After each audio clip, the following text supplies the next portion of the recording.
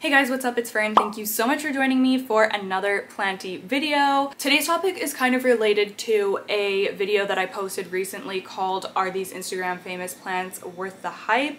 And in that video, I talked about plants that are really popular on social media right now that I actually own. So I was able to give my thoughts and opinions and my experience with them. So in this version, I am going to be reacting to and talking about my thoughts on Instagram famous plants that I do not own. So I'm gonna let you know just my impression of them and whether I want them or not, just my thoughts in general. So again, this is gonna be all based off of what you guys had submitted to me. So thank you so much to everybody who answers like my little question boxes and whatnot on Instagram stories. If you do want to be involved the next time that I do a video like this, make sure you follow me on Instagram at @wildfern and keep an eye on my stories. Okay, so I picked the ones that were submitted like multiple times, the ones that seem to be the most popular.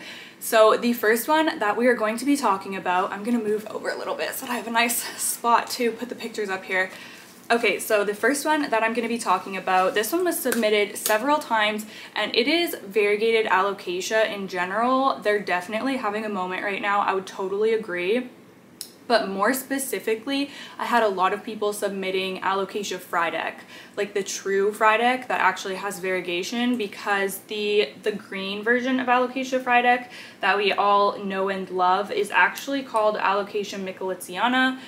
It just picked up the common name of alocasia frydek, even though the frydek is actually the variegated version of that plant. So I have the regular green alocasia michelitziana, but I do not have an actual variegated frydek. I don't have any variegated alocasia though. I have heard that the true alocasia frydek are becoming more available in certain parts of the world. I haven't really seen them popping up around here. I'm just gonna look at a photo so I can give my thoughts here.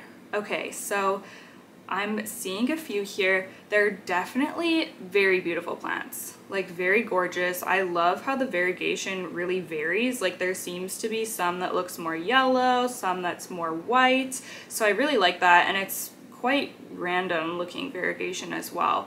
Very pretty, I cannot deny that. But to be completely honest, I feel like this type of alocasia, or maybe alocasia in general, I don't know, maybe. I'm not sure, I'm not solidified in my thoughts in this right now, but I'm super happy with my just regular green version of this. Like I think it's absolutely gorgeous. I really love the dark green velvety kind of foliage. I'm not saying that I would never get this plant, but there's just some plants that I really appreciate, like the plain dark green striking foliage, and this is kind of one of them. So it's not something I'm gonna have on my wish list. It's not something I'm like super crazy about, but I can definitely appreciate it. And I can really see why a lot of people are very into this right now. Yeah, very gorgeous, I will say. There's just something about the green alocasia michelitziana that is just so jungly, is like the best word I can use to describe it. Like it just has that really jungly look about it. I don't know. Okay, so that is my thoughts on that one. So let's move to the second one. Oh, the second one is another variegated plant, and I actually kind of have a similar opinion on this one, so let's just talk about it quickly anyways, and that is the variegated polyneira. I am seeing this a lot online lately. There was one picture that got really popular. I saw so many people sharing it on their stories, and it was there's a few types of different variegated Hoya polyneira, but the one that has been really popular lately is the one with the variegated margins. I don't know if it's called Hoya polyneira albo marginata, maybe, but it has the variegated margins. It looks very pretty, and I'm kind of the same opinion that I just really appreciate my green Hoya polyneira, the Broget or whatever that other variegated, I'll put a picture here. Broget, I'm not sure.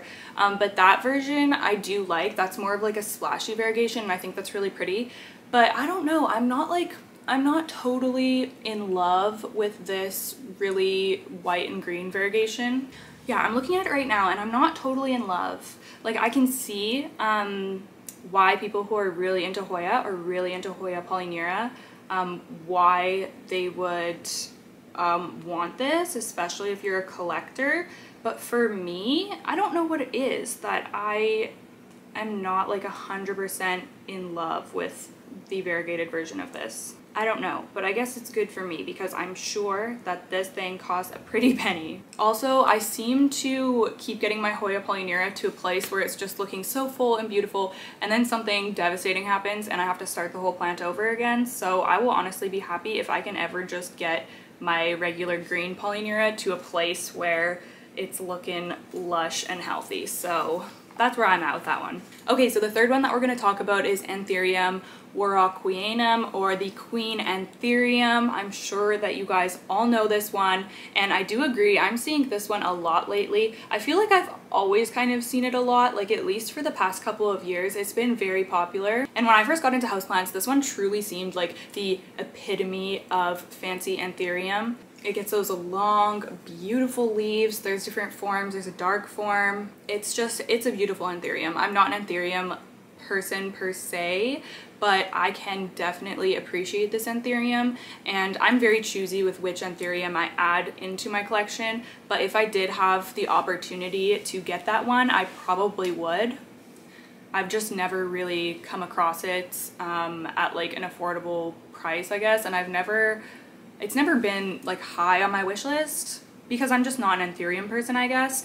But if the opportunity ever arose, or if I could get one through a trade or something like that, then I probably would, because I do think that they're absolutely stunning. I would love to try to grow one. I hear that they can be kind of tricky, so definitely be a cabinet plant. But yeah, if the situation did arise, I would definitely get one, and I can totally see why they are so popular on Instagram.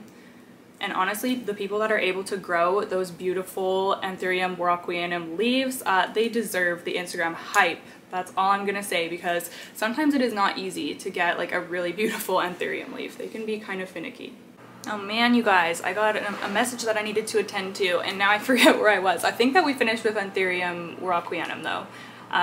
My overall thoughts, I would get one. I see the hype and I think they're gorgeous. Am I running out to get one and want to pay hundreds of dollars for it? No, definitely not. Okay, next on my list is this one has been taking off for, it's been pretty popular for the past like year and a half, and that is the variegated heartleaf philodendron. And you guys, like, it seems that everybody loves this plant, and I can respect that, okay? I just want to make a disclaimer that, you know, if we don't all have to agree, okay? We don't all have to love the same plants. It's never supposed to be taken personally. It's just plants. It's not that serious.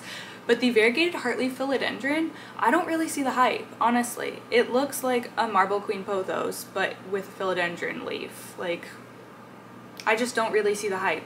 And I especially don't see the hype for them being like hundreds of dollars. To me, that is just absurd. I would never pay that amount for a heartleaf philodendron. Like, I'm sorry, I just wouldn't. I will say that I've only seen small specimens of this plant. It seems like everybody just has like a small little cutting that they're growing, probably because they're so freaking pricey, but I've never seen like a full plant of it. Maybe, let me look right now and see if I can find one. Mostly small ones I'm seeing.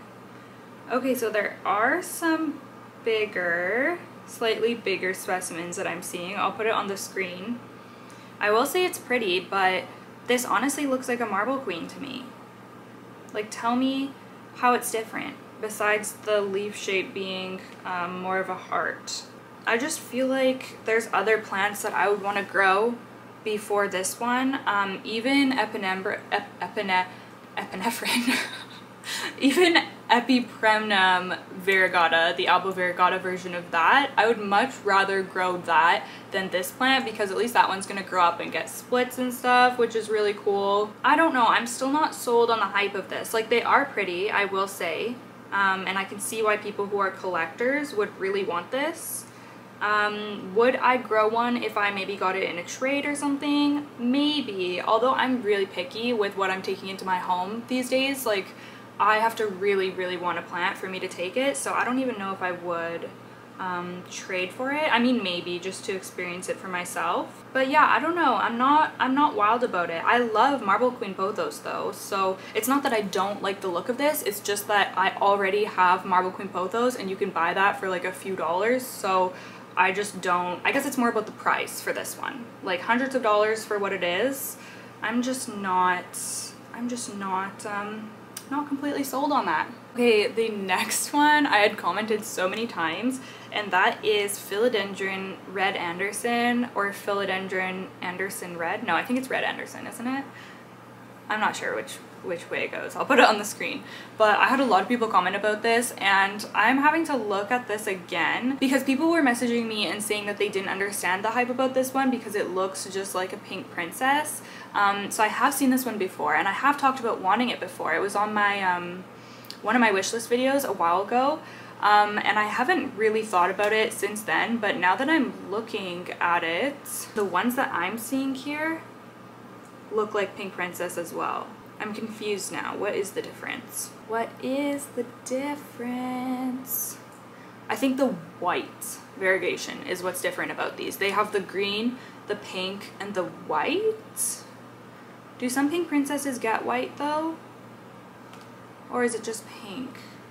No, I'm pretty sure that it's like the tri-color thing that's special about these. So do I still want one of these? Honestly, I don't think so. I'm not wild about it anymore. I mean, yes, they are very beautiful, but am I willing to pay? I don't even know if I would want to grow this in my home, honestly, even if it was affordable.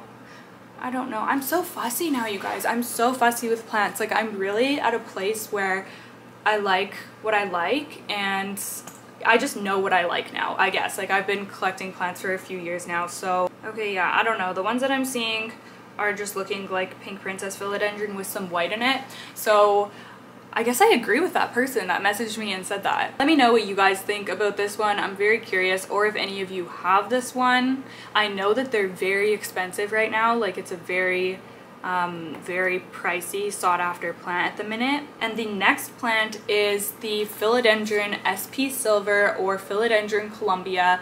I've had most people tell me that this is the same plant. I have had a couple people messaging me who felt that they were different plants, but for the purposes of this video, we're just going to be considering it the same plant. I will put a photo on the screen. Now, this plant, you guys, if you watch my vlogs, then you would know, but I am obsessed with this plant right now. This plant has me in a chokehold. I haven't seen a plant in a long time where I just immediately was like, I need to be growing this in my home. Like, yes, please sign me up. And that is how I felt when I saw this plant. So I did actually pre-order one. It will be coming next month in January. I'm so excited. I never get new plants anymore, so it's going to be like my New Year's holiday treat to myself, and I'm probably not going to be buying any plants really after that for the foreseeable future. So yeah, that's going to be kind of a big deal. So obviously I love this plant. I think it's incredible. The silvery, the blue tone silvery foliage with that really pillowy leaf, I love it so much. I can't wait to grow this in my home and to share that experience with you guys. They are not cheap, but they're not like insane. You can get them for around 150 Canadian here right now. So it is pricey, but it's not like outrageous. It's not like 500 or in the thousands, you know? And I am seeing more and more people with these lately, so I do think that it's going to be something that you'll be able to get in a trade or whatnot if you do want one and you want to hold out for a little while. Anyways, yeah, I just think that they're so gorgeous. You guys know my favorite plant, or one of my favorite plants, is philodendron silver sword. So any of that tone of foliage, I'm done. Like, yes, please. Okay, so next I'm going to be talking about another one that I used to have on my wish list. I mean, I guess I would say it's still on my wish list, but I haven't been like actively seeking one out, and that is philodendron strawberry shake. Yes, oh my goodness.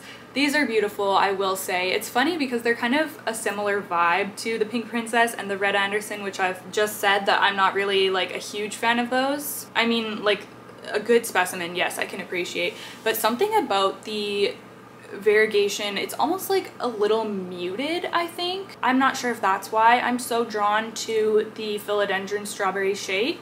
I've just seen so many people's like really beautiful specimens. Oh my goodness, Kevin's from Hakuna La Planta, all of his plants are freaking amazing though. Okay, yeah, I just love them. It's the light pink, and it has like different shades of green, some yellow, some cream. It's so pretty. It's so pretty. I do really enjoy this like yellowy variegation too.